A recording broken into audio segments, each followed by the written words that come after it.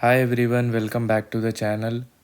आज का डेट है 23 सितंबर 2024 मंडे। आज के दिन मैंने निफ्टी में पुट साइड का ट्रेड लिया था। सिंगल लॉट का ट्रेड था जिसमें मेरा प्रॉफिट हुआ था 601 रुपीज़ का। तो चलिए अब मैं आपको लॉजिक बिहाइंड द ट्रेड बता देता हूँ। करेंटली मैंने निफ्टी 50 का 1 डे के टाइम फ्रेम के चार्ट को लगा रखा है। हमारा प्रीवियस ऑल टाइम हाई ये था जिसको मैंने लाइन से मार्क कर रखा है। इस ऑल टाइम हाई का ब्रेकआउट आने के बाद मार्केट लगातार 5 दिन रेड कैंडल बनाया और अपर लेवल पे ही खुद को होल्ड करा।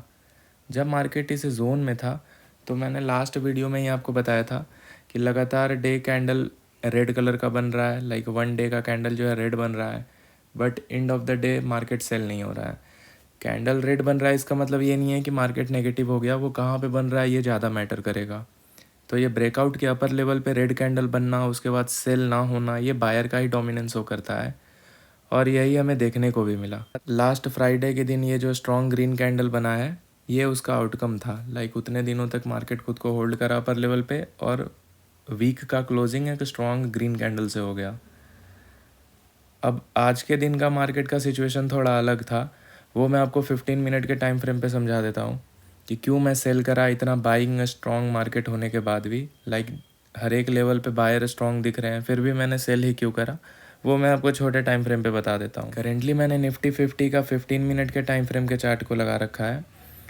अगर हम प्रीवियस डेज़ के मार्केट को देखें तो मार्केट लगातार ये जो स्ट्रॉन्ग लेवल था सपोर्ट का इसको होल्ड कर रहा था। जो प्रीवियस ऑल टाइम हाई भी था जिसको मैंने डे पर मार्क कर रखा था, ये वही लाइन है, इसको होल्ड कर रहा था। तो बाइंग मार्केट में यही होता है कि प्रीवियस लो टूटता नहीं है, या तो रीटेस्ट होगा या तो वहाँ तक कभी आ ही नहीं पाएगा, या फिर आएगा तो वहाँ से स्ट्रॉन्ग बाइंग हो जाएगा। तो ये जो लेवल था ये स्ट्रॉन्ग सपोर्ट वाला, ये कभी टूटा नहीं। उसके बाद लास्ट थर्सडे के दिन हमें एक नया यहाँ पे लो का क्रिएशन देखने को मिला।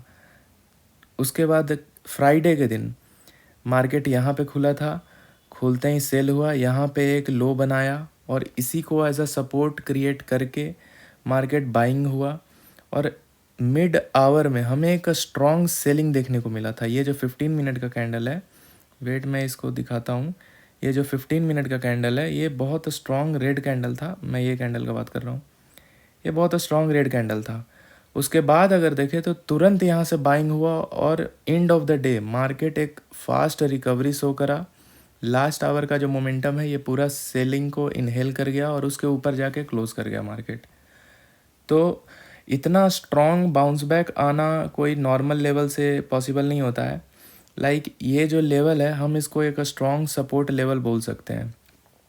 तो नीचे का लेवल तो मेरे को पता था कि नीचे में अगर दोबारा मार्केट अगर सेल हुआ, आज के दिन भी, आज मंडे के दिन भी अगर मार्केट सेल हुआ तो ये एक स्ट्रॉन्ग लेवल है बाइंग का। इधर कहीं से एक बाइंग आएगा स्ट्रॉन्ग बाई, या फिर ये जो जोन है ये जोन से बाइंग आएगा, क्योंकि उस दिन का रेजिस्टेंस अब एक सपोर्ट की तरह वर्क करेगा। टूटा हुआ रेजिस्टेंस सपोर्ट की तरह वर्क करता है, तो इसीलिए यहाँ से भी सपोर्ट हो सकता है। बट ऊपर साइड का लेवल का कुछ पता ही नहीं था। लाइक नीचे तो पता है कि कहाँ कहाँ सपोर्ट है, यहाँ है, यहाँ है, फिर यहाँ है, बट ऊपर में रेजिस्टेंस कहाँ है वो तो पता ही नहीं है। ऑल टाइम हाई में यही सबसे बड़ा प्रॉब्लम होता है कि कहाँ से सेलर आ जाएंगे पता ही नहीं चलता है। तो इसीलिए मैंने बहुत स्ट्रिक्टली प्राइस एक्शन को रीड करके सेल करा था यहाँ पे। उसके पीछे का लॉजिक मैं आपको 5 मिनट के टाइम फ्रेम पे बता देता हूँ। वेटली मैंने 5 मिनट का टाइम फ्रेम को चार्ट को लगा रखा है निफ्टी का। मार्केट आज के दिन यहाँ पे खुला, खुलते ही हमें बाइंग दिखा, फिर हल्का सेलिंग, फिर बाइंग दिखा, फिर हल्का सेलिंग, फिर बाइंग दिखा। लेकिन अगर हम ध्यान से देखें तो ये जो लेवल है, ये जो हाई का क्रिएशन हुआ था ऊपर में, वहाँ तक मार्केट रीटेस्ट नहीं कर पाया। लाइक ऊपर से अगर हम देखेंगे तो ये सारे कैंडल का अपर वाले पार्ट को देखेंगे तो हमें एक स्ट्रॉन्ग विक दिखेगा ऊपर साइड से। इसका मतलब ऊपर से सेल हो रहा है मार्केट में, तो सेलर ऐसे ही इंटर करते हैं। तो इसीलिए मैं यहाँ पे थोड़ा अलर्ट हो गया था, क्योंकि मेरा एक्सपेक्टेशन था कि अगर ये वाला जो यहाँ पर से ये जो विक दिख रहा है ग्रीन कैंडल का, यहाँ से जो सेलर सेल करे हैं, अगर इनका स्टॉप लॉस हिट नहीं होगा तो ये ट्राई करेंगे मार्केट को और नीचे ले जाने का।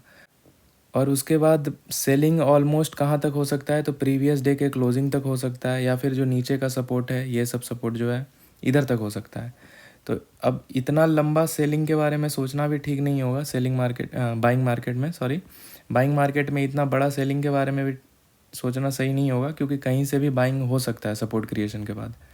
तो इसीलिए मैंने अपना ट्रेड इस कैंडल पे, ये बिल्कुल जो रेड कैंडल है इसी पे एग्जीक्यूट कर दिया था। क्यों? क्योंकि ये जो ग्रीन कैंडल बना इसके बाद तुरंत फ्लो में निकल जाना चाहिए था मार्केट को, लेकिन जब ये कैंडल रेड वाला बनना स्टार्ट हुआ ये वाला, तो ये धीरे धीरे नीचे ही आने लगा, जड़ा सा भी ऊपर नहीं बना। लाइक ये कैंडल ग्रीन ही नहीं बना, सिर्फ रेड ही बना और नीचे ही जाने लग गया। इसीलिए मैंने इसी कैंडल पे अपना ट्रेड को एग्जीक्यूट कर दिया था। फिर यहाँ पर इस जोन के आसपास जब मार्केट आया तो अपना ट्रेड को एग्ज़िट कर दिया था और जो भी रनिंग प्रॉफिट था उसको बुक कर लिया था। आई होप आपको ये सब पॉइंट्स समझ में आए होंगे। अगर नहीं समझ में आ रहा होगा तो आप दोबारा देख लेना, क्योंकि ये सारे इंपॉर्टेंट पॉइंट्स थे। Thank you.